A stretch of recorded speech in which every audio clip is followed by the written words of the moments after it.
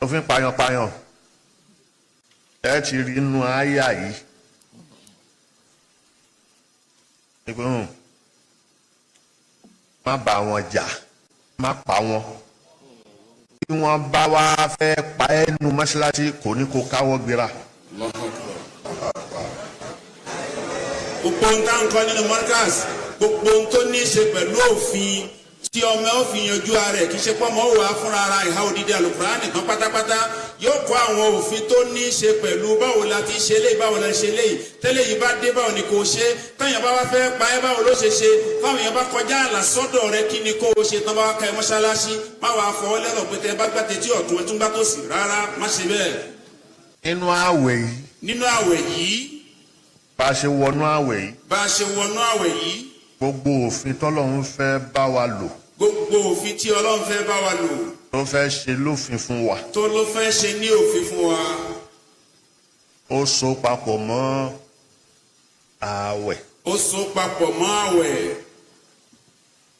Ní wíwọnú oṣù Ramadan. Wíwọnú oṣù Ramadan. Bàbá ń sọ pé Ayatul Ahkam làwa ń kọ́ ní Markaz tafsiri yẹn nínú class Ayatul Ahkam òun ni wọ́n kọ́ ọmọ yóò jẹ́ kó mọ àwọn òfin tó rò papọ̀ mọ́ dam gbogbo òfin tí àwọn èèyàn ń gbé wá ní ìsìn pé ìsìláàmù ní ó rí yà lọ́tọ̀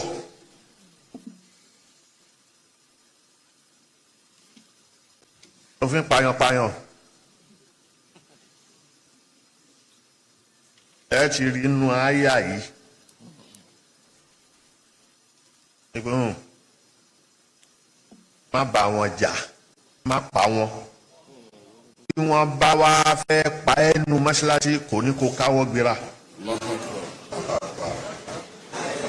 Gbogbo ń tán kọ́ nínú Markaz gbogbo ń tó ní í ṣe pẹ̀lú òfin tí ọmọ òfin yanjú ara ẹ̀ kì í ṣe pọ́ mọ́ wà fúnra ara ìhà òdìdí Al-Qur'an nìkan pátápátá yóò kọ́ àwọn òfin tó ní í ṣe pẹ̀lú báwo la ti ṣe léyìí báwo la ṣe léyìí tẹ́lẹ̀ yìí bá dé báwo ni kò ṣe táyà bá wá fẹ́ pa ẹ́ báwo ló ṣe ṣe táwọn èèyàn bá kọjá àlà sọ́dọ̀ rẹ kí ni kó o ṣe tán bá wá ka ẹ mọ́ṣáláṣí má wàá fọwọ́ lẹ́rọ̀ pé tẹ bá gbàtẹ́ tí ọ̀tún ẹ tún gbà tó sì rárá má ṣe bẹ́ẹ̀.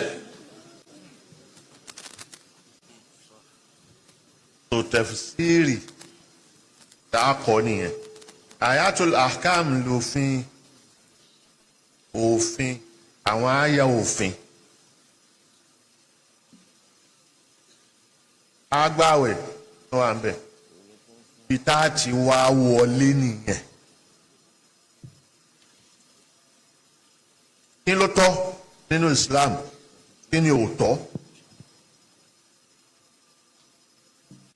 èwo ló jẹ́ Islam èwo ni ò jẹ́ Islam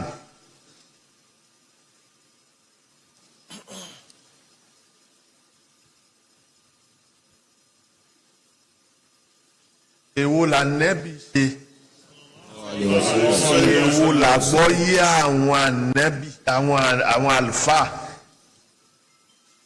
tó dá lẹ́jọ́ wípé ká máa ṣe èwo ló ní a máa ṣe.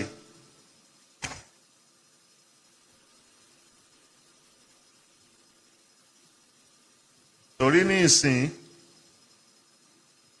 Islam fẹ́ di nǹkan tọ́pọ̀lọpọ̀ míì tí wọ́n tiẹ̀ ń kúrò nù ẹ̀ pé wàhálà ṣe wá pọ̀ tó báyìí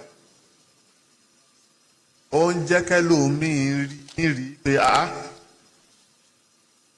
tó dáa bẹ́ẹ̀ kó máa rí báyẹn àbí kò dáa gbogbo ẹ̀ látọ̀ ọ́ bọ̀.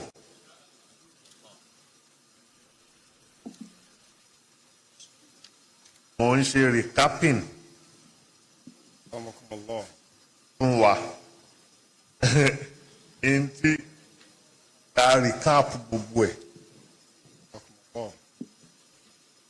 ká wá lè wọnú ká mọ èyí tá a fẹ́ wọnú. irun tọ́lọ́ ń ṣe lọ́rùn èèyàn fún wa mo sọ rí bẹ́ẹ̀ nu halqa